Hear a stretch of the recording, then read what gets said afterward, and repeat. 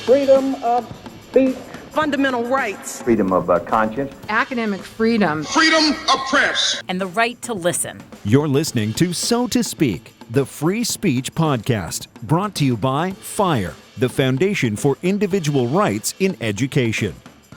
All right, welcome back to So to Speak, the free speech podcast, where every other week we take an uncensored look at the world of free expression through personal stories and candid conversations. As always, I am your host, Nico Perrino, and today we are recording from Washington, D.C., and I have the privilege and honor of sitting here with two distinguished guests, the first of which, of course, is Ron Collins. He is a frequent guest on this podcast and the editor of First Amendment News. Also have a new course book out for First Amendment education for law students, which is called First Thing First, right? For college students. College students. Law students' book is about a year and a half away. Ah, okay. And that will sell for $10. Yeah, the big selling point of this new book is that it's what? $2.99 on ebook with 900 links, and the paperback is $16. So we plan to put major casebook houses out of business. Yeah, Ron is prolific in his writing. He's written many books, as you all know, because we've discussed many of them on this podcast. But our other guest today is Professor Joseph Blocher. He is the Lanty L. Smith 67 Professor of Law at Duke, and he is the author of, as Ron points out, something like 16 articles on the law review articles on the First Amendment. I don't know if you counted correctly. They call Ron. that 1/10 of a Collins. But that doesn't count the Second Amendment articles that he's done. Are the First and Second Amendment your main areas of focus? They are. I'm going to make it to the Third Amendment at some point, and I'm sure Someone there's got to be a podcast on quartering of troops, and I'll get to do that. But no, the First and Second Amendments, and actually sometimes their overlap, I think and write a lot about, and happy to talk about. Well, it's an honor to have you sitting with us today on the podcast. The reason you're here today is because you wrote two new law review articles that came out back to back or within the same season. There's one about bans, and then there's another one. Where did that come out? That came out in the Yale Law Journal. Yale, and there was Harvard and Yale, and I didn't know which one was which. But the other one, which I think will be the main focus of our conversation today, is free speech and justified true belief. And Ron, you really turned me on to this article in one of your First Amendment News articles because it was the lead story. You said it sparked a lot of questions for you. And so I gave it a read, and then we learned that Professor Blocher would be here in D.C., so we decided to get together. So let's just jump right in. May I just say something at the outset? You can, of course. Thank you. I really believe that this article, I mean, the two articles are really incredible, but I think this one that we're going to be discussing today is one of the most important contributions to First Amendment scholarship that I've read in a long time. And that's why I'm delighted to be here with Joseph today to discuss it, because I think there's so many important ideas in this article. Actually, it should be a book, and I've been telling Joseph that. That's the reason why after reading it, I thought it was important that the readers of First Amendment News know about the work that Joseph is doing. Well, very good. I know you have a bevy of questions that you want to ask him. I'm going to tee this up by reading if you'll indulge me, the first two paragraphs from your abstract in this article. And then I'll take moderator's privilege here and ask the first question. Okay. So from the abstract, you write, law often prioritizes justified true beliefs. Evidence, even if probative and correct, must have a proper foundation. Expert witness testimony must be the product of reliable principles and methods. Prosecutors are not permitted to trick juries into convicting a defendant, even if that defendant is truly guilty. Judges' reasons, and not just the correctness of their holdings, are the engines of precedent.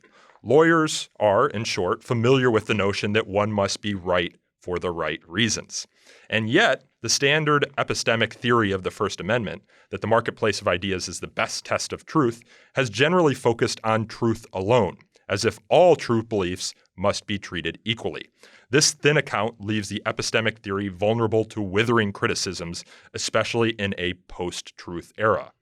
Your article, Professor Blocher, suggests that the epistemic theory of the First Amendment might be reframed around a different value, not truth alone, but knowledge.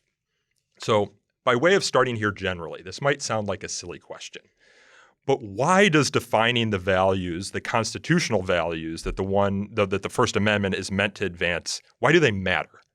This is a great question, and I appreciate you reading the abstract. It gave me a chance to let my head kind of come back from swelling after Ron's really generous introduction about the piece. Truth is my defense. Fantastic. Knowledge is mine. I'm in trouble already. I'm certainly not going to pick that battle. I'm happy to die on that hill.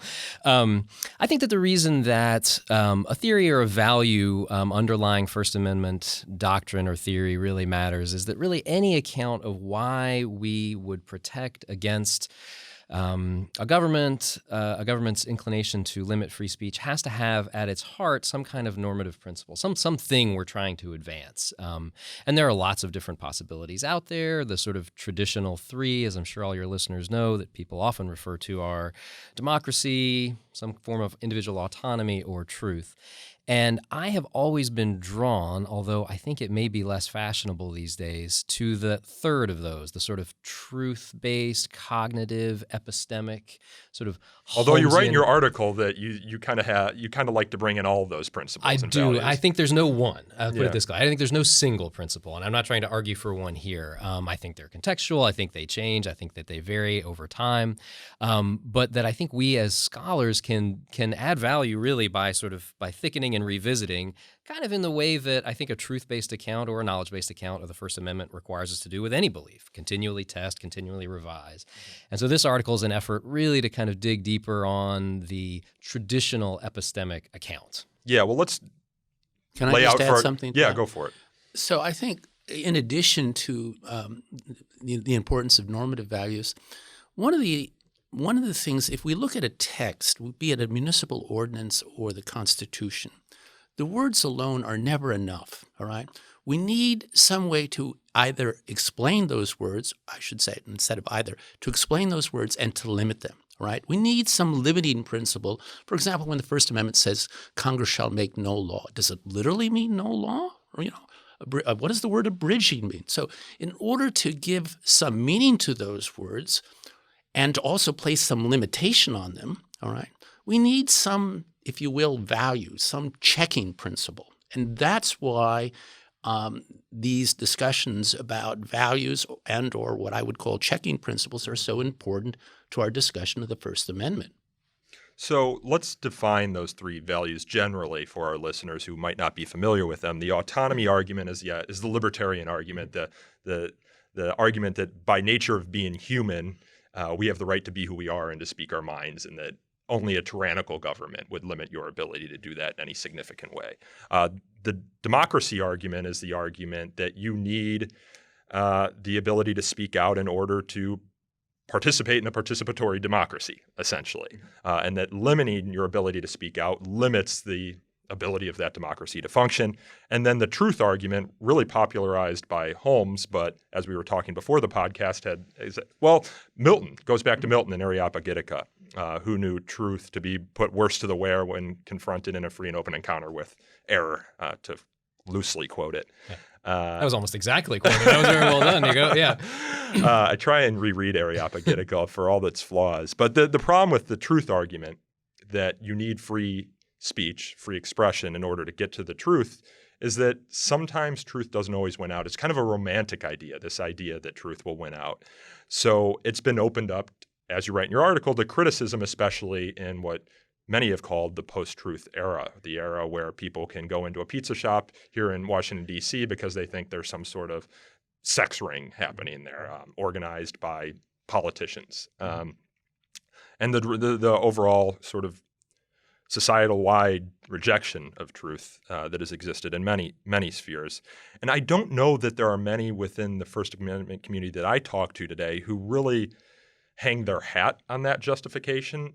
They seem to think it's an important value, but more often I'm seeing people say, well, the free speech is important for all three of these reasons. I'll put my cards on the table. For me, the main value that I have in justifying my free speech beliefs is that it's, and this is taken from my boss, Greg Lukianoff, it's important to know the world as it is, knowledge. So while the truth might not be there, there's a truth to knowing the untruth.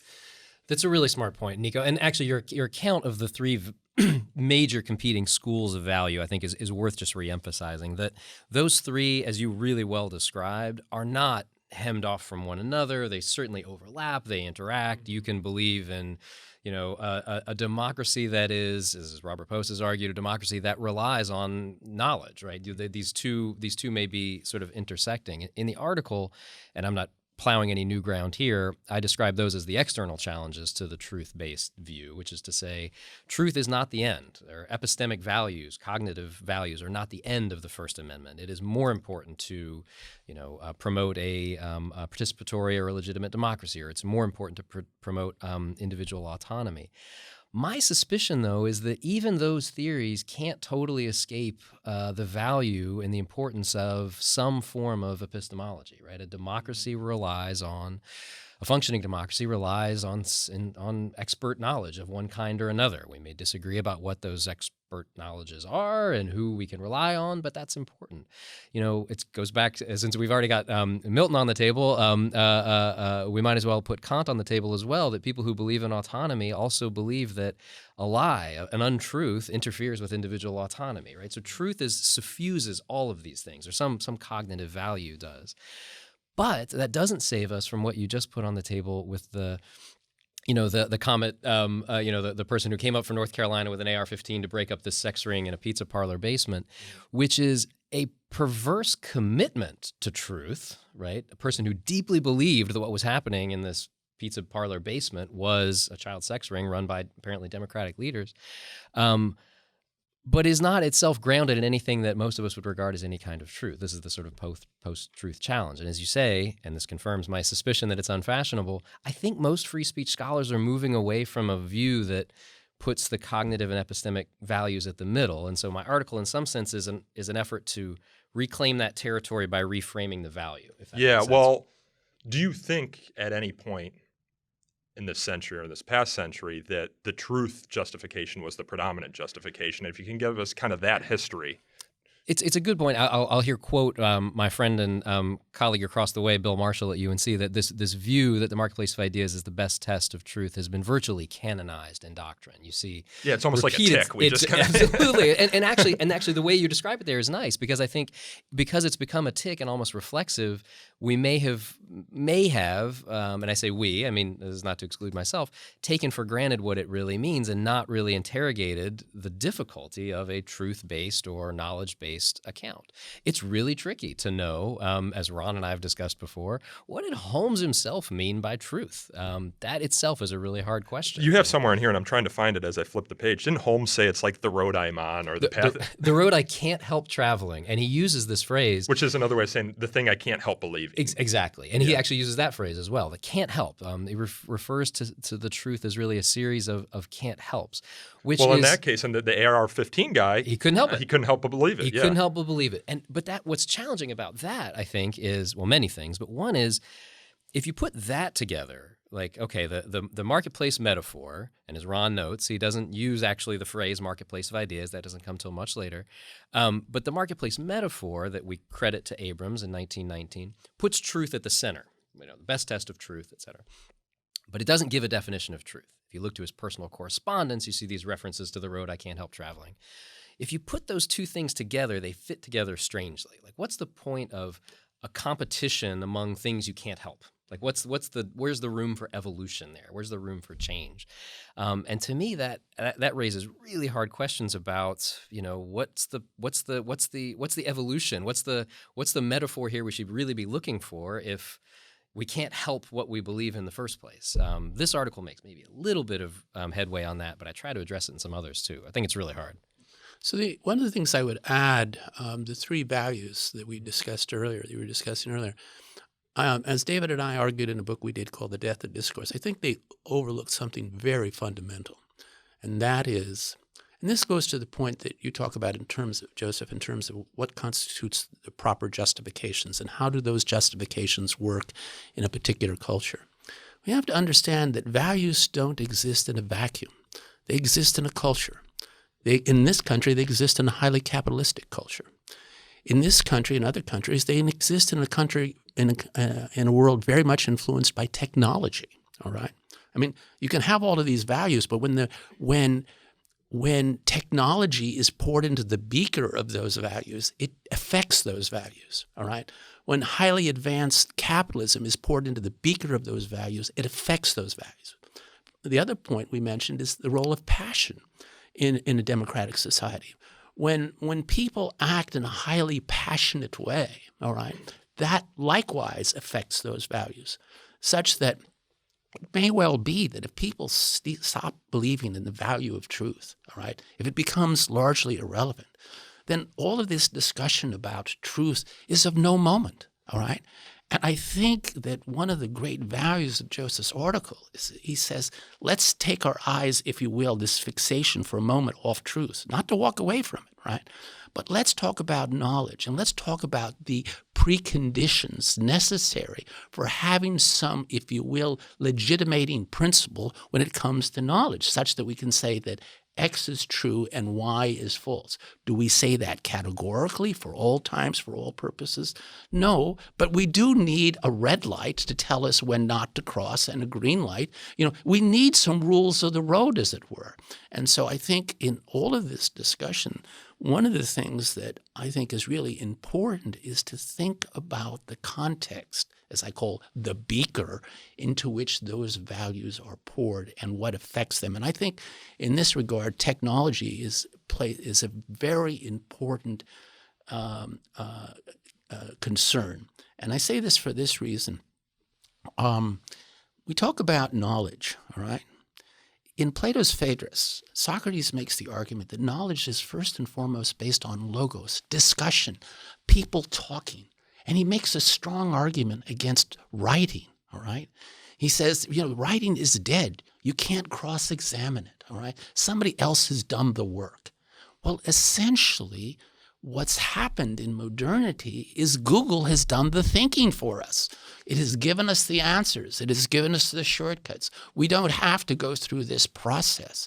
So what happens is a lot of these First Amendment theories are really based on pre-technology eras. In fact, I would just say this, and we can move on, but if you think about what I think is perhaps the most important word, one of the most important words in the First Amendment, it's the word press. Press was protected not as an institution, but as a technology. And there was a reason. Although there's disagreement about that. No, okay, but there was a reason, I'm willing to say, but there was a reason why it would be protected as a technology, because it was that technology that had basically wreaked havoc on the Catholic Church, all right, and also wreaked havoc on a lot of political regimes, because truth now could be transported in time and in distance. So there was a clear and present danger about the technology. And I think any discussion of the First Amendment that overlooks the means of communication overlooks something fundamental. If I can add on to that, I think what you're saying, Ron, is exactly right, and is actually one of the central challenges that I can't say I resolve, but try to address in the article, which is that, take the internet as sort of the technology of the moment with regard to the spread of truths. I think it's undoubtedly correct that people today have more access to more truths as just a total number, if you can count them up, than ever before. That's just even if Google is, and some people have argued this, kind of part of our own extended minds. Like this is part of the knowledge that, I hate to use the word knowledge in a loaded term, the truth, information. Which that not as a in the technical sense, but just the truth, the information to which we have access. But I think many people share the instinct that this has degraded our ability to actually know things in a true sense. And there's lots of ways to cash that out. It could be that we know more total truths, but we are also confused by more total falsehoods. The sort of ratio between the two has changed, and I think scholars of the marketplace of ideas haven't really grappled with the potential undermining cost of that. The other thing is that I think what the difference between sort of internet, let's say online speech, comment section speech, we'll say, to give it sort of the lowest possible footing, and the kind of logos discourse, that you might experience in whatever your favorite professional setting is big, even if the same propositions are being articulated. Like if I go in for a surgery and I'm wondering if I'm going to lose my big toe in the surgery, and I go onto an online comment section and I ask somebody, and I get a whole bunch of, vituperative attack saying, of course you're going to lose your toe. And then I go to my, based on nothing, of course. And then I ask a surgeon, and the surgeon tells me the same thing. those two propositions have the same truth value. They're saying the same thing. But I think that everybody intuitively recognizes that an internet troll said it and a surgeon said it. I think the surgeon's statement has something more to it, even though it's the same proposition. And to me, and this is what I'm trying to tease out in the article, is like that has something to do with, as you say, the justifications. Like a surgeon comes to that belief based on decades of training and experience, and an internet comment troll, an internet troll comes to that just based on some kind of, instinctual desire to stick it to someone else. So not to characterize your article incorrectly, but you advocate for giving privilege almost to expert opinion. Opinion that's you put it, justified true belief. Opinion from doctors, opinion from nutritionists, opinions from lawyers, when they're commenting, of course, on their field. I think that's right. The only thing I would walk back a little bit is to say I think justifications matter, and I'm pretty agnostic, or try to be in the article, about which justifications count. So I think it matters why we believe what we believe.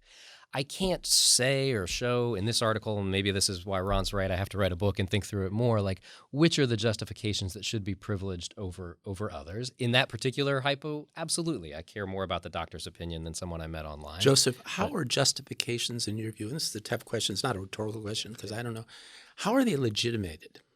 Yeah, that's what I was going to ask you, because Great cards on the minds think table. alike. Well, no, I mean, this might surprise Professor Blocher, but I used to work for the Institute for Justice, which does First Amendment litigation in licensing regimes, often where those licensing regimes intersect with speech. So tour guides, for example, or the paleo blogger in North Carolina who was told he can't give people advice about his paleo diet or even talk about his paleo diet because it would conflict with nutritional licensing regimes. So, there are some things where it's clear as a society we've determined you need to have sort of specialized knowledge because you're taking someone into your own care, doctors, lawyers, for example. But there are margins around everything, and this is what makes the law difficult, right? I completely agree, and I don't have an answer to that question, and don't purport to have one here. I mean, I think that what you just described there, kind of, you can imagine the sort of two extreme views. Is there some special justification for the knowledge that tour guides have that justifies some kind of governmental intervention? It's hard for me to imagine. Yeah. On the other hand, this is aside from standard business license. You need an additional license. That's amazing to tell a story. I don't even know that, but that's amazing to me. On the other hand, there are ways in which, despite the fact that we don't have like a separate, clear doctrine of academic freedom, there are certainly ways in which to pick on the opposite side of the scale. Educators, universities get a special kind of treatment that effectively exempts them from what would otherwise be straightforward First Amendment principles, like viewpoint discrimination, right? Like the very basis of grading exams, of just choosing who to hire, promote, and tenure in a university is based on content and viewpoint discrimination, which would, if it were governmental action in a public sphere, clearly violate the First Amendment. But I think we're okay with that, and most people are anyway, because it's understood that universities and, higher education play some kind of special role in, pursuing truths that are properly justified. Can I push back on that Please a little? do, yeah. So just a couple of things. One of the problems, or I should say, one of the issues that occurred to us, David Scover and I, when we read Robert Post's book on this subject, was what we thought is glorification of the university, or what Alan Bloom would call the democratization of the university. And that is, if you look in the sciences today, they are heavily influenced in terms of their research at the big universities, heavily influenced by commercial interests, all right? So this idea that, have some kind of Socratic exchange, there, it really ignores, again, something central. We live in a highly capitalistic culture, all right? These universities are highly dependent, particularly in the sciences, all right, about funding from outside sources. Where does that funding come from? It comes from parties with, if you will, conflicts of interest. I mean, that's where a lot of it comes. So this ideal that somehow there's a certain sanctity in the university. The other question, and this goes to Bloom's point, is that Bloom argued years ago in The Closing of the American Mind with increasing frequency, what's happening in the universities is democratization of truth, all right? That certain things are being cast out because they don't comport with the popular belief. And in fact, this gets me to ask you a question, Joseph.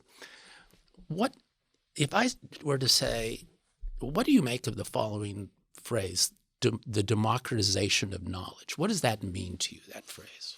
That's an interesting question. While I think about it, let me answer your question about universities and come back also to Nico's question, which I haven't fully answered either. So I think, and this is probably where Post and I part ways, although I do have a lot of sympathy for his general position, is that I think it goes too far to say that everything a university does is essentially exempt from free speech principles. I think that's wrong. I think that it is true that in a faculty meeting or in a classroom, the normal rules of viewpoint discrimination and content discrimination are essentially suspended. That I think that is actually an area where it's possible and fair and right to evaluate ideas and to sort of push them, and not every idea gets equal weight. If I were to come into I teach at a private university, but if I taught at University of North Carolina instead, and I were to come into my constitutional law class and start talking about flat Earth, I could be fired, and that would make sense. If I were to do that in a public square, I couldn't even be sanctioned $5. That would violate the First Amendment. So I think there are these contextual areas where well-functioning universities, at least, that say are entitled to some kind of deference, and I think it ties into the sort of knowledge generation function that they can play. The problem is, and this goes, I think the word that you both used earlier, sort of legitimation, like how do you know when they're doing it right, is a really hard question. Not everything that calls itself a university, I think, is entitled to that kind of treatment. It's certainly true that commercial interests or others can pervert and sort of distort what universities are supposed to be doing. That is an institutional problem. I don't have a good solution for it. To say that gives the government more or less power, as we see in many states where state legislatures are trying to institute themselves more into universities, is scary to me. I think the self-governance here is very important, so I don't have a good remedy for it. The other thing that I maybe don't say clearly in the article, but both these questions have raised is what. If you've established a value, sort of a guiding value, a lodestar for your free speech approach, where does it kind of come in your analysis? Is it exactly? Yeah. So I'm glad that this is the question that I thought was lurking around. Well, because we can all agree that this justified true belief is an important value, Absolutely. But the question, as in much of law, is how do you actually implement that Absolutely. value? So let me say how you don't do it. And this is where I think was sort of a concern lurking between the last two questions. I think that free speech theories, including this one, go wrong if they mistake the value for a prerequisite of coverage. So a truth-based account of the First Amendment, for example, shouldn't say only true speech is covered. That's, of course, wrong. The point is to put the value as the goal, as the end, right? I mean, see Alvarez, et cetera, right? The marketplace of ideas is there to produce, to advance the value of truth in the traditional account, not to say only true statements get covered. Likewise, on my account, I'm not trying to say that only justified true beliefs should be covered. That would be an even more narrow view of the First Amendment, but rather to say that we should be, in fact, broadening our view to look at the social practices, the justifications, the ways in which when we interact, when we engage in the discourse that Ron and David have been writing about now for decades, we are actually advancing the values that the First Amendment is there for. Now, that doesn't necessarily mean protecting all professional speech or professional speech restrictions, but it means kind of focusing on those and not just the truth value of particular statements. So when we talked about, the, if you will, preconditions or justifications, and we talked about expert knowledge, think of the following statement and why it's important. Walter Cronkite is dead, all right? What we mean by that, or what I mean by that, is that there was a certain currency, if you will, in the 50s and 60s given to Walter Cronkite and CBS News. If you will, it had a certain expert qualifying, legitimating principle, all right? That is simply no longer true. All right. I mean, some of us go to MSNBC for our truth. Some of us go to Fox News. Some of us go to Breitbart. Some of others go to The Nation, what have you. And others just rely on little sound bites that come across, or iBites, as David and I call them, that come across their phone. And I think this is a really a real predicament. And one of the things that I found found just fascinating. I mean, there's so many places in this where I have great. I'm holding a reprint of Joseph's article. I have great and yes and what have you. There's other places where I have different statements, right? Yeah. But one of the questions you have, and I think this is absolutely crucial in our culture today, is what is the value of a truth that no one believes?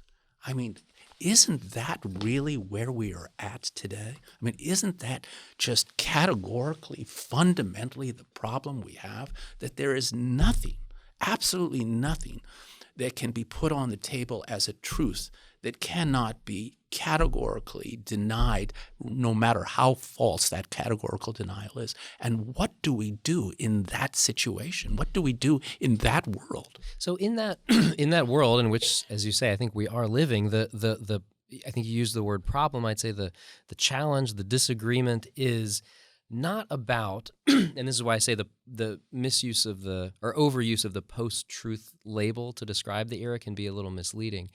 What people disagree about is not, I think, whether truth is important. Like, in the post-truth label sometimes suggests, oh, nobody really cares anymore what's true or not. That's not true at all, I think. That's not right. I think people care very deeply about the truth. They just have deep disagreements about what is true. I don't think that the person who, grabbed the gun and came to Comet Ping Pong believed very deeply that he was doing something right. As you say, it was the road he couldn't help traveling. I-95, I guess it was. And he came up from North Carolina. That to me is a, as I said earlier, sort of a perverse commitment to truth. The disagreement is about where the truth can be found. So as you're listing off these sort of sources where one might find truths, like that to me is where the real challenge is. And I'm not breaking any new ground to say that.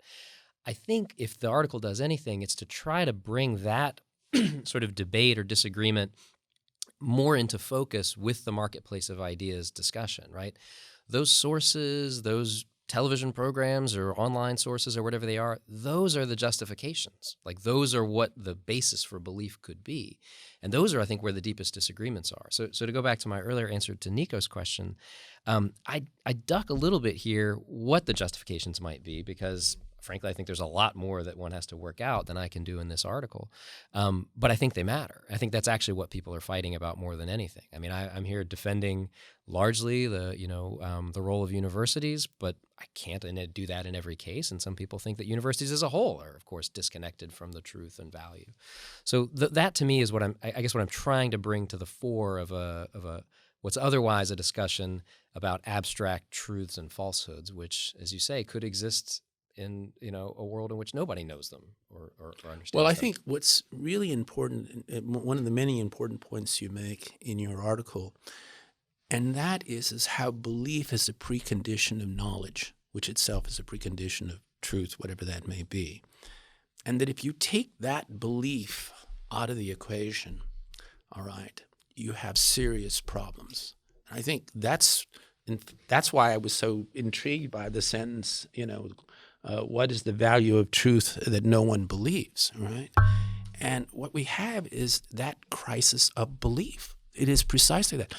I don't know, when you say that, everybody values truth, I'm not certain about that.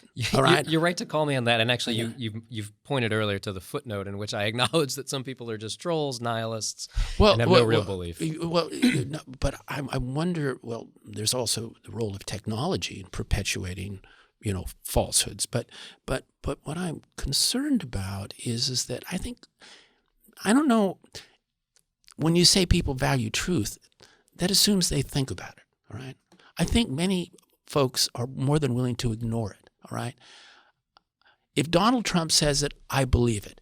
If Hillary Clinton says it, I believe it, all right? And in a sense that truth is almost an aside, all right?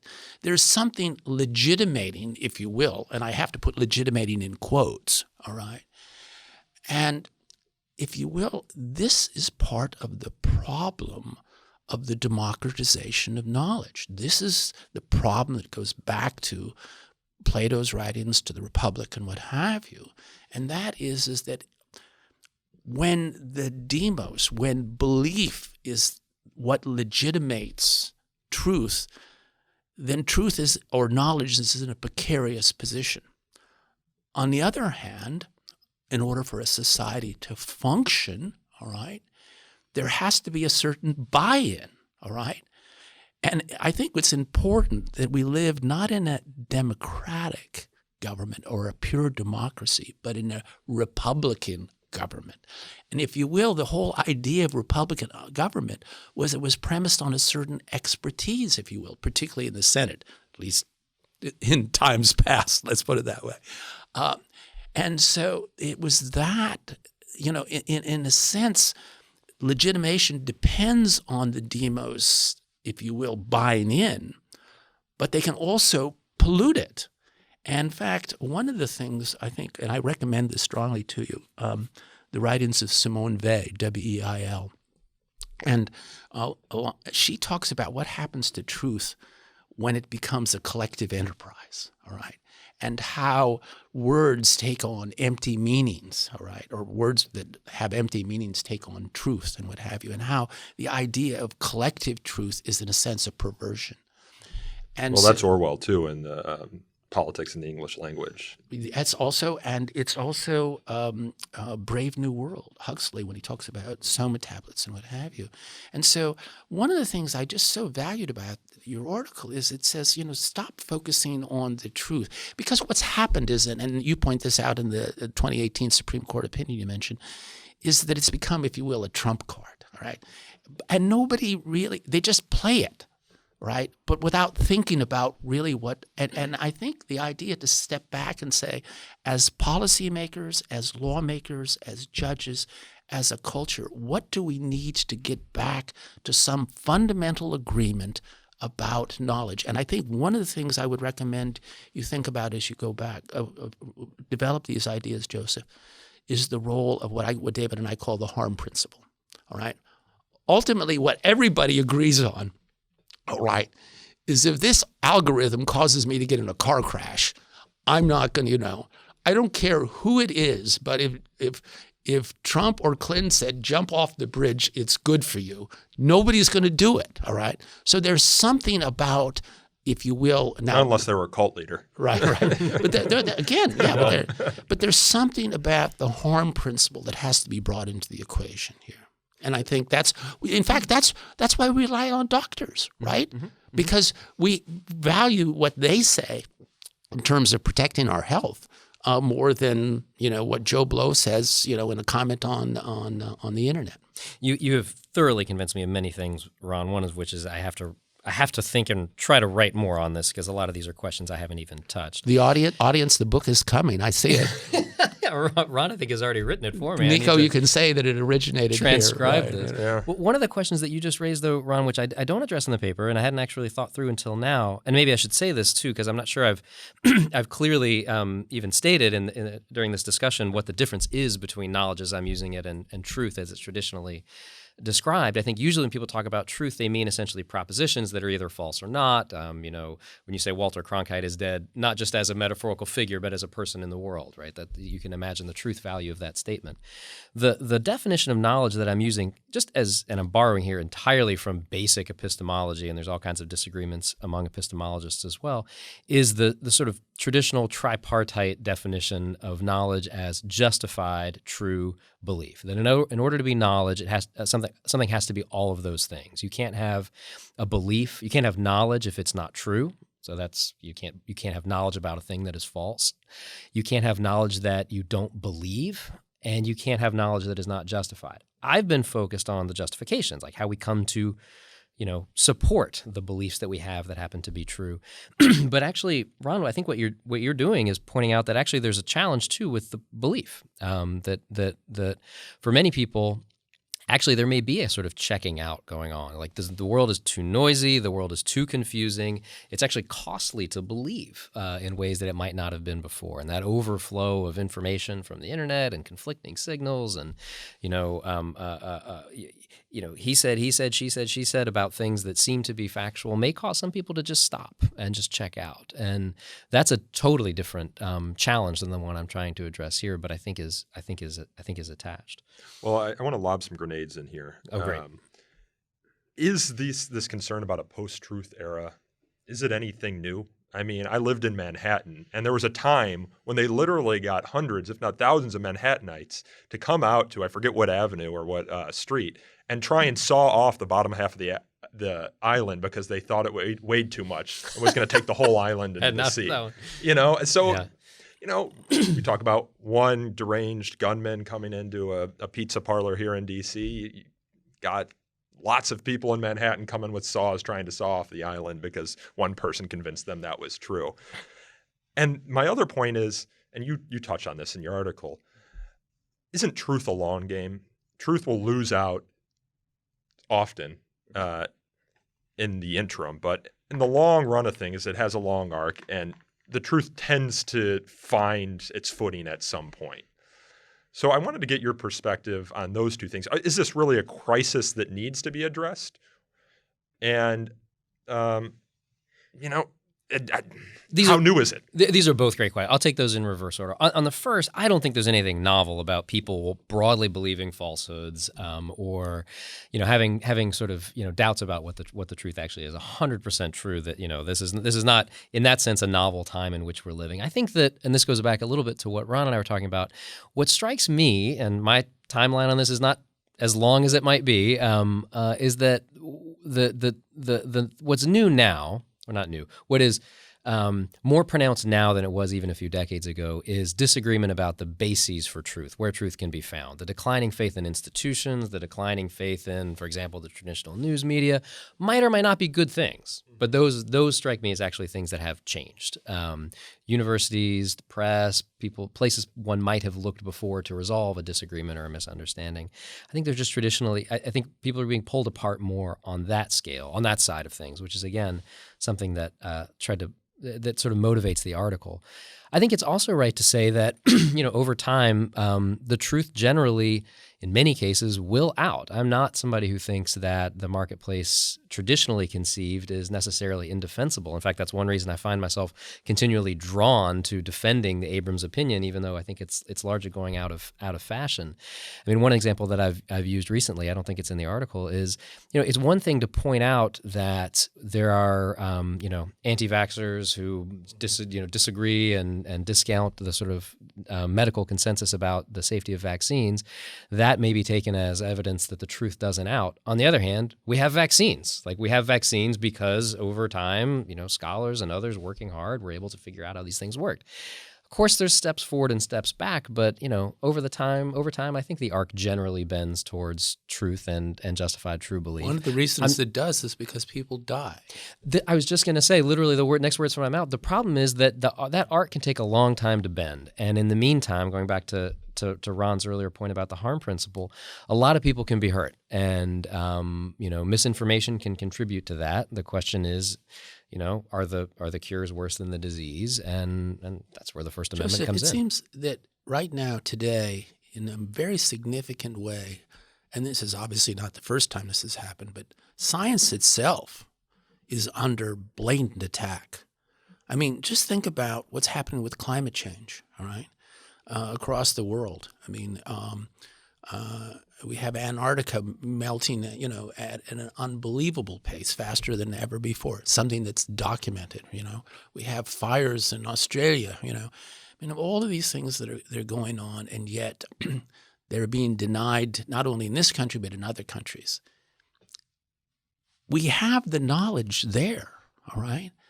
How does use that example and tell me how your theory of free speech plays into that example. How can it correct the problem of that example of climate change denials? Boy, if I could do that, then I really would have a book. I'm not sure I can totally solve that problem, but I think I can tee it up better than the traditional theory, which is that, you know, denying science is, again, to Nico's last point, nothing new. I mean, you and David have an article, if I'm not mistaken, that literally has the "and yet it moves" Galileo line, right? That's nothing. Centuries of experience denying scientific progress, and yet over time, science has generally progressed.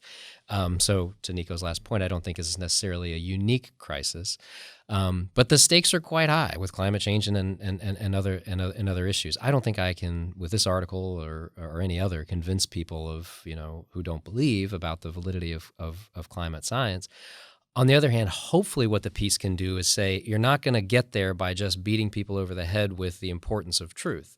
What you have to do is convince people of the practices that we can rely on to produce it. And that's a harder, maybe, but different discussion. But that science did kind of do that with the scientific method, with liberal science. I mean, they came up with these processes. At one point, it was a justified true belief on behalf of healers that you bleed people more when they're sick, and that's somehow going to make them healthier. And as, what was it, in Abrams' time has upset many fighting faiths. Fighting faiths, absolutely. And so I worry about relying too hard on this justification method and then foreclosing the challenges of our current truths. I think justifications can and should be subject to challenge just like truth should be. I mean, I think what counts as a justification, it could have been because the Bible tells me so, and we don't necessarily accept that one anymore as a basis for justification in scientific belief or anything else. Absolutely, those can and should evolve. Like this is the real lesson of, and yet it moves, is Galileo describing, his view of the universe, but also the First Amendment. I mean, and yet it moves. These things continue.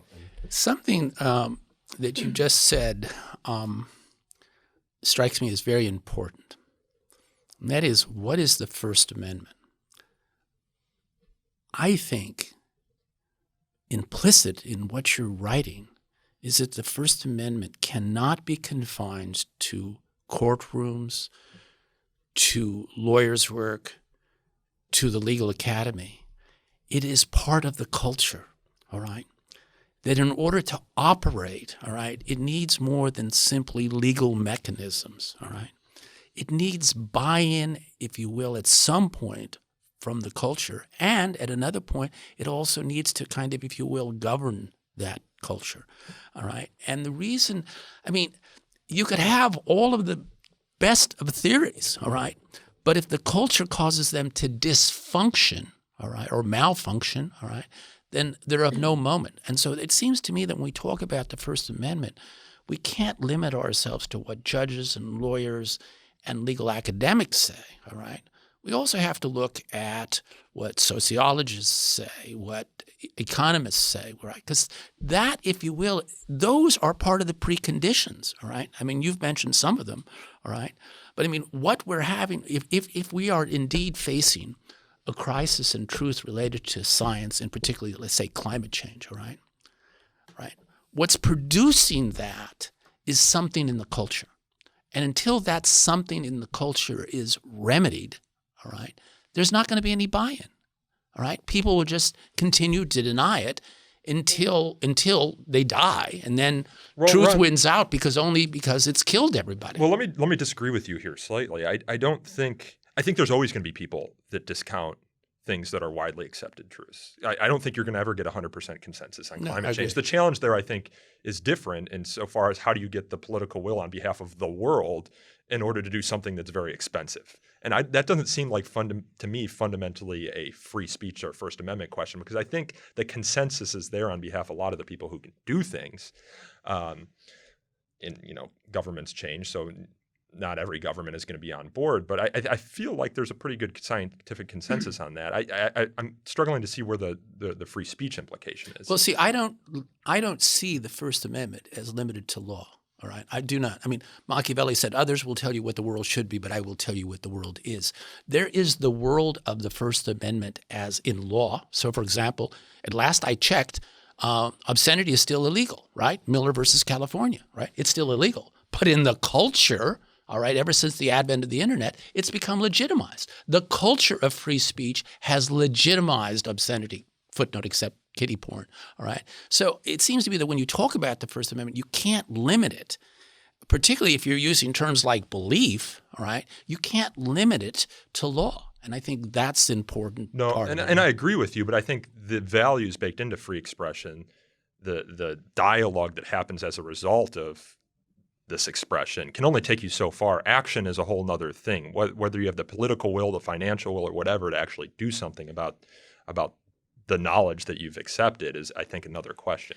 So I think one thing I would just add to what you were both saying is that I 100% emphatically agree with Ron, and I think that probably Nico, you agree with this too, that a system of free speech is more than just court holdings or doctrine, and certainly this article is meant to be in that vein.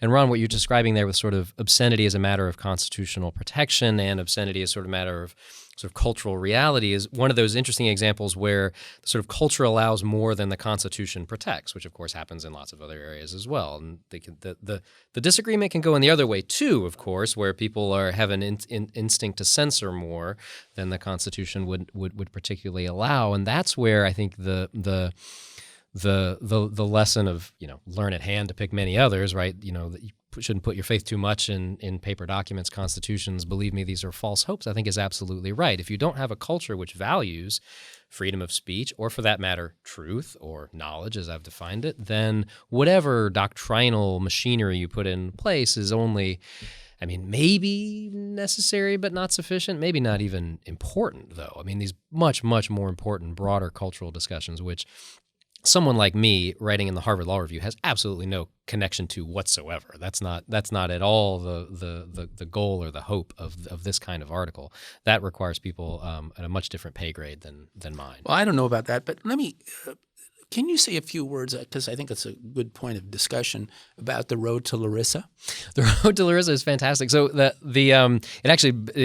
works nicely since we were already talking about Holmes and the road I can't help traveling being his definition of truth. So the road to Larissa is an album. It's right. Exactly. His first rock album. I can see the cover now. Actually, that would be kind of a cool looking album, and he would look cool on an album cover.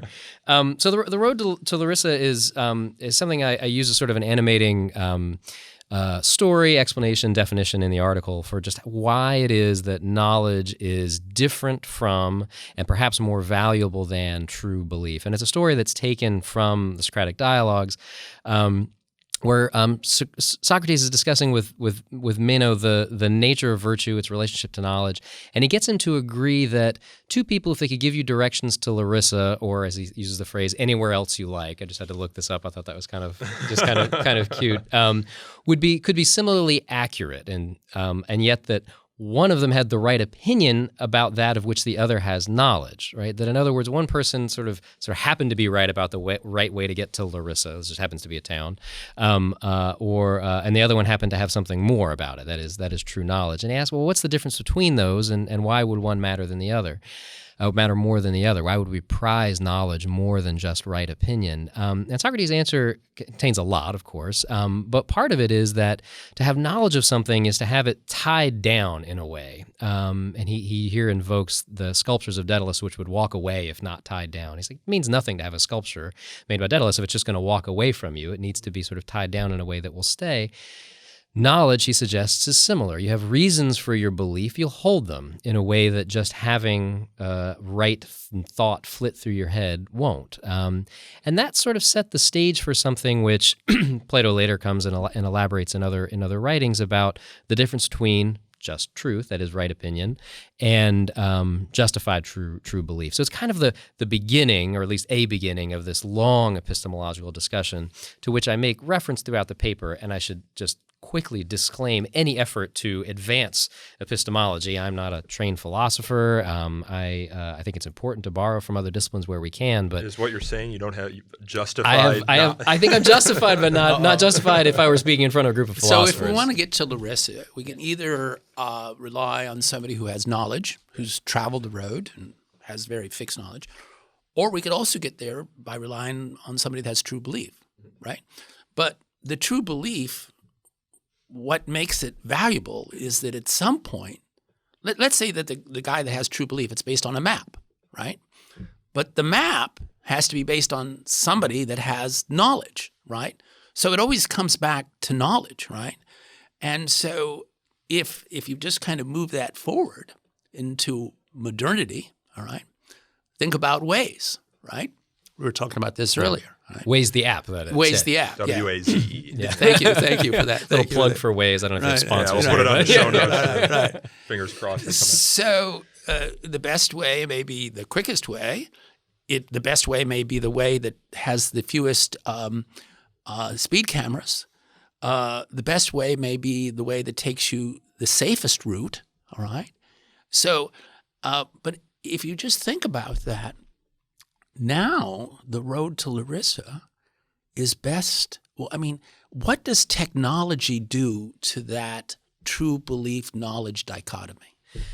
It's a really interesting question and a hard one. I've been trying to remember the phrase that you and David use beautifully in your 1990 article, I think it's Texas Law Review, which is, it's something like sort of intellectual entertainment or something like that, the sort of, which you were referring to earlier, that, probably 30 years now down the road, you would double down on even more as describing the way free speech culture sometimes works. So additional information through apps, online, technology, et cetera, can degrade. It can also inform. I mean, Waze, I don't use the app, but I hear good things to the degree Good that luck it's... getting to Larissa. Yeah, exactly. I've never gotten lost going to Larissa, although I never tried.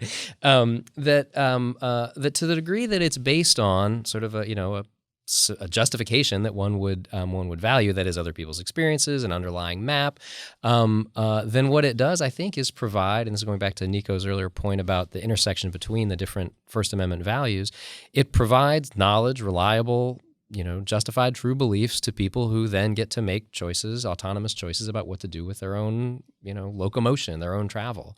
And that strikes me as a good thing. I don't know enough about the app and what else it's used for, but in general, that strikes me as, overall a positive development of sort of information being used pretty well.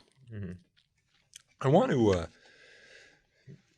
I know we'll have some listeners here who will just say, "Oh, these are a bunch of people in D.C. telling us the right things to believe because they think they know the right way. This is just Plato and his philosopher king's argument. But we live in a free society and we can believe what we want to believe for whatever reasons we decide." So, how would we respond to those sorts of people? Because I think it is a legitimate argument. Oh, I totally understand where the concern would come from. And again, I may have overemphasized this, but let me do it again. There's nothing in the article that's trying to say these are the justifications that are right. I don't try to say, and I don't believe that, because a person has a degree in a particular area, their speech is worth more or counts more. That's not the argument. The argument is, and I think it's intuitive to most people, that why you believe what you believe matters. And I think that that's something certainly that any lawyers listening, I think, will share and understand. Like, we understand as part of our practice that it matters how you get there and not whether you get to the right result. I think that most people believe that too. People differ deeply on what justifications they count on most, whether they look to universities or to churches or social institutions or whatever else. And what I'm trying to do is just tee up that discussion, and certainly not to say here's what matters the most. I think that if anything, it's more democratizing, I think, than the traditional truth-based approach, which essentially puts truth at the middle by itself, and that's essentially, I think, even more like we know what's right and what's wrong. And what I'm saying is it matters how you get there. Yeah, I mean, can it be simpler than, you posited churches, universities, you could say government in some sense. Could it even be simpler just saying it matters that you ask why? Absolutely. I refer to this I have a whole section on it in the paper. It doesn't need to be an argument to an authority or an institution. Absolutely. In fact, I think that before I talk about these institutions, which I call external justifications, I have a section in the article on what I call internal justifications, which is it is a totally defensible view of epistemology that a view is justified if you've thought hard about it, if you really do believe it. You're not just irresponsibly throwing out, some proto-belief that you haven't actually interrogated. If you've interrogated and you thought hard about something, that's good enough for that theory of justification. That counts as knowledge on many accounts. So absolutely, I think that could be plenty. Is it going to carve some things out? Sure. That's absolutely. I think that's true too. And that's kind of the last question I'll put here, and then I'll give Ron the closing questions here. My boss's argument is he's always talked about me. It's important to know the world as it is. So he's never really relied on the marketplace of ideas. It's important to know what people actually think, not just when you think they're right, but not just when you think they're wrong, but especially when you think they're wrong. Mm-hmm. Like, it's important to know wrong thinking. So how would your justified true belief account for that value if you even think it's a value, knowing the world as it is, even if it means knowing that there are people out there who believe that there's a sex ring at Comet Pizza. Yeah, it's interesting. I think I like the idea that all else equal. Of course, I'd prefer to see the world as it is than as it's not. That strikes me as not inconsistent. I don't think, but maybe I should I should listen to the show where you talk to your boss, so I get a more Yeah, view he's of a this. more articulate spokesperson. No. for I this just meant so that I can hear more about it. Yeah. Not that because as you say it sounds exactly right to me. But it sounds to me sort of similar to see the world as it is, which sounds like truth. We often use it, to contextualize, we often use it in the discussion of hate speech. Our co-founder, Harvey Silverglate, once went to give a speech opposing a hate speech code at some university or another. And a gay student in the audience said, no, I want to know who the homophobe in the room is so I know not to turn my back to them. In that sense, there's knowledge, there's importance. Understood. That makes a lot of sense. And so with regard to things like hate speech or things like that, I think that honestly, my framework, just like the Marketplace of Ideas framework, is not particularly well suited because often what's being stated doesn't have any truth value at all, right? To express a hateful view about somebody else just because of the color of their skin or their sexual identity or whatever else is not really the kind of thing for which the cognitive values of the First Amendment are really well suited, which goes back to our earlier discussion about how it can't just be that there's one First Amendment value to rule them all. On the other hand, I also want to know, if I'm that person, where did that person get the belief from? Like, what are they reading? What are they referring to? Who's influencing them to kind of come around to that view? That to me is part of knowing the world as it is. Is like, where do these vitriolic or nasty or awful or to me objectionable viewpoints come from? But that's a story about justifications. Yeah, and it also plays into the democratic value too, because in a democracy, you need to bring people along to your side, and in order to bring them along to their side, got to know where they're coming from. You need to know the why. So that's exactly it. Another name for the article could have been the need to know the why. I mean, if I write the follow-up piece as Ron has suggested, that kind of goes to it. It's the knowing the why. Why do we value a particular truth? Why does something particularly count as truth? Why do we believe the things we believe? Those are questions, as I frame them, about justification. And that's to say they're important and not to say I have a particular single answer to which justifications count. So talk to us about your knowledge-based and true belief theory and how it would apply in the context of commercial speech. Would the doctrine be the same as it is? Would it be different? That's a tricky and interesting question, and I'm not sure I can answer it on the spot. I have to think it through more. It's easier for me to see how there's implications here for professional speech straight up, to the degree that that's sort of not even a fully recognized doctrine, but kind of a sort of arm of doctrine. I'm not sure I could say anything smart or interesting about how it would apply to commercial speech. Well, then the fact that you asked suggests that you have some idea here, Ron, so I'm going to write it down. No. By the way, a lot of times I ask questions I can't answer precisely because then I'll fail to answer them, and we're a nice routine. But then let's just take a spin off of that. Will you just say a few words about your discussion of National Institute of Family and Life Advocates versus Becerra? Yeah, so this is an interesting case. It's actually hard for me to do this one sort of on the spot too, because I think that it's a complicated case with a lot happening in it. We should briefly summarize it. Yeah, so I'll call it NIFLA for short. This was a 2018 case which Ron referenced earlier. It involved a California law called the FACT Act, F-A-C-T, which imposed certain disclosure requirements on what are sometimes called crisis pregnancy centers, which might appear from the outside to be standard healthcare providers, but which in fact are designed to provide anti-abortion counseling. And what the California law would have required is that they notify women that California provides free or low-cost services, including abortions, and that unlicensed clinics must notify women that California has not licensed the clinics to provide medical services. Right. So this is challenged on free speech, among other grounds. The Ninth Circuit upheld the restrictions, and then in a 5-4 decision with Justice Thomas writing, the Supreme Court struck them down. There's a lot to say about that opinion and to unpack it. And he quotes Holmes. He relies on the marketplace of ideas. And actually, in kind of an interesting way, I happen to have it here in front of me. He actually quotes Holmes almost more confidently than Holmes himself. So, what Abrams says in 1919 is that the marketplace the marketplace is the best test of truth. What Justice Thomas says in NIFLA actually is even stronger than that, is that that the truth will ultimately prevail. That's even more confident than Holmes. Holmes's argument can be read as comparative. This is better than government intervention. Thomas seems to be taking the even stronger position that truth will eventually out.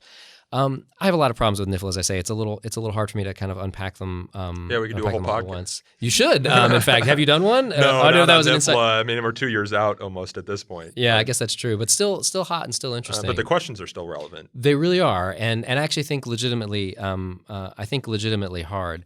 I guess the thing that I'd say about NIFLA that I find tricky is the information that California wanted to require these centers to produce was, I think by any definition, sort of factual truthful. That is just that California provides low-cost medical services, including abortions. This center has not been licensed to provide healthcare services. No debate about whether that's true or false speech. This isn't like an Alvarez kind of a situation. But one of the reasons why Justice Thomas says that's impermissible is because it involves abortion, which is a controversial area, and that the state can't require this kind of speech in a controversial area.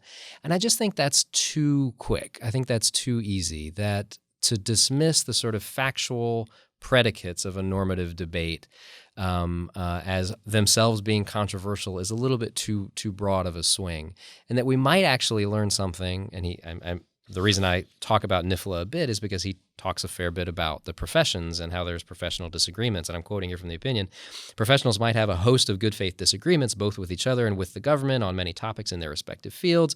Doctors and nurses might disagree about the ethics of assisted suicide. Lawyers and marriage counselors might disagree about the prudence of prenuptial agreements or the wisdom of divorce. I think that's blurring together a lot of things which are normative disagreements and professional disagreements. There is no, as I see it, truth of the matter about the wisdom of divorce. That's not a place where the marketplace of ideas is particularly useful. There's no truth to the matter. The ethics of assisted suicide is not a truth proposition to begin with. But there are other areas in which absolutely we defer to the medical profession or the lawyers with regard to providing legal advice, for example, which if you do without a law license, you're violating the law. Like those to me are different kinds of debates, and the conflating of them in NIFLA I think is at least potentially problematic. One of the things that NIFLA does, ironically, is it cuts off information in the name of the marketplace of ideas. I mean, literally truthful information. And there's still arguments to be made that, compelled speech, even if truthful, distorts the market. And I think that would have been a better place to understand. Yeah, I don't know where the here. limiting principle is there, because then you can make the argument that certain universities are compelled to provide certain information, alongside speakers, for example. And so I just worry if you open the door to. Would malpractice laws apply to a doctor who's a Christian Scientist? And has certain normative religious beliefs about medicine, and that doctor declined to inform you about certain things because he or she didn't believe in medical treatments. Could you bring a malpractice action against them? And could they raise a NIFLA defense? But it's not illegal to advocate against divorce, which is, I don't have all the facts of the case in front of me, but that seems to be what these centers are for. They exist precisely because you can't get an abortion in California, right? The challenge, I think, is this, and this will be for your next podcast because I certainly can't answer it. We can keep going. I realize we're over. That's fine. I'm enjoying it when I'm talking with Ron. I'm enjoying it. I'm in trouble. No, you're not in trouble. They're just fun. So. The challenge, I think, is exactly figuring out the context in which, if we're going to recognize some kind of doctrine of professional speech, that professional speech actually attaches. It certainly can't be the case that professionals at all times are engaging in professional speech. And this goes a little bit to your point, Nico. It's not at all, to advocate, for or against divorce or for or against flat earth or for and against vaccines in public discourse. Like, even if you're a medical professional advocating against vaccines in public discourse, that doesn't at all mean you're necessarily going to be subject to a malpractice action. You're just talking in public in the public forum. If, however, you give, and again, the standards are high, but if you give such bad medical advice to somebody that they are hurt as a result, you might be subject to a malpractice suit in the context of a professional relationship. Now, the boundaries of that are hard to define. Claudia Haupt, is an interesting young scholar, has been writing on this recently. I recommend her work to everyone. It's not something I resolve here, but I'm comfortable with a world in which there are contexts in which professionals are held to a different standard and may be subject to malpractice, for example, but it can't be the exception that swallows the public discourse Just rule. one closing comment, and I'll be brief. I think when one thinks about professional speech, Joseph, it's far broader than may be suggested in your article. For example, is there professional speech in the political context? Well, a lot of people say absolutely no. That's a different matter. Really? Well, what about questions about foreign policy? All right. I mean, isn't part of the criticism, at least of the current administration from certain quarters, isn't the part of the criticism is that the reliance on experts and what has to do with foreign policy, when it has to do with climate change, what has to do with criminal justice, has been abandoned. All right. And it seems to me that, and certainly the dialogue with Meno, really, what the reason Socrates is concerned about Meno is because Meno has tyrannical propensities, all right, as a ruler. And he's trying to show that there's some relationship between knowledge, if you will, and how a polis is ruled. And so for us to just say, to cabin professional speech to what doctors do and what others and say, well, all the rest is just political, we'll leave that alone, really kind of undermines, if you will, the value of expertise, knowledge, precisely where sometimes it's most important, and that's in the political realm. I want to end on a cliffhanger here so that we can continue this conversation, because it's a great question, Ron, and I want to look forward to the rest of the conversation in the future. Yeah. Well, I wanted to add,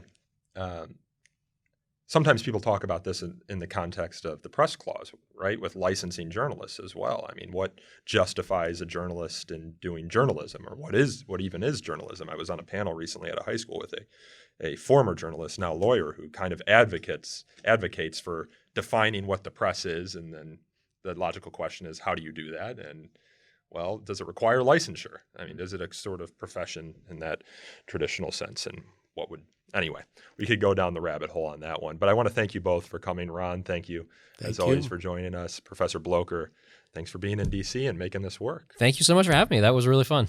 Yeah, the article we discussed is Free Speech and Justified True Belief. It was in the Harvard Law Review, correct? Yes, and the other one we didn't get to is Bans, which was in the Yale Law Review. And of course, Ron Collins edits our First Amendment news at the Foundation for Individual Rights and Education, although editorially independent. He's the author of many books and has taught law for many, many years, including to many of you here on this podcast. This podcast is hosted, produced, and recorded by me, Nico Perrino, and edited by Aaron Reese. To learn more about So to Speak, you can follow us on Twitter at twitter.com/freespeechtalk, or like us on Facebook at facebook.com/so to speak podcast. We also take email feedback at sotospeak@thefire.org, or call in a question for a future show. You can do that at 215-315-0100. We love reviews on Apple Podcasts or Google Play. They help us attract new listeners to the show. And until next time, thank you again for listening.